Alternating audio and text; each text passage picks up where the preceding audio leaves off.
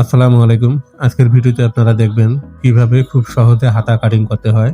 তো আমি প্রথমে মার্জিন করে নিচ্ছি, এরপর ইঞ্চি টেপ বিছিয়ে 16 ইঞ্চি হাতার লম্বা 16 ইঞ্চিতে মার্কা করে নেব এবং 3.5 ইঞ্চি আর্মহোলের জন্য হাতার ডাউনে মার্কা করে নেব। এবার মার্কাগুলোকে স্কেল দিয়ে সোজা করে টেনে নিতে হবে। এরপর হাতার মুখ 10.5 ইঞ্চি 10.1 সুতাতে মার্কা করে নেব এবং আর্মহোলের জন্য 7.5 ইঞ্চিতে মার্কা করে নেব এবং মোহরা 8.5 ইঞ্চি অর্থাৎ 17 ইঞ্চিতে মার্কা করে নেব। এরপর স্কেল বসিয়ে এইভাবে শেপ করে নিব, এরপর রাউন্ড করে নেব,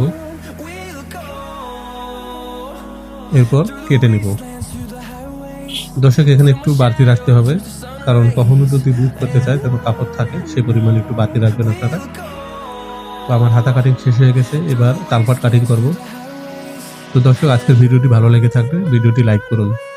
আপনাদের কাছে রিকোয়েস্ট, আপনারা আমার চ্যানেলটি নতুন হলে চ্যানেলটিকে সাবস্ক্রাইব করুন। ধন্যবাদ।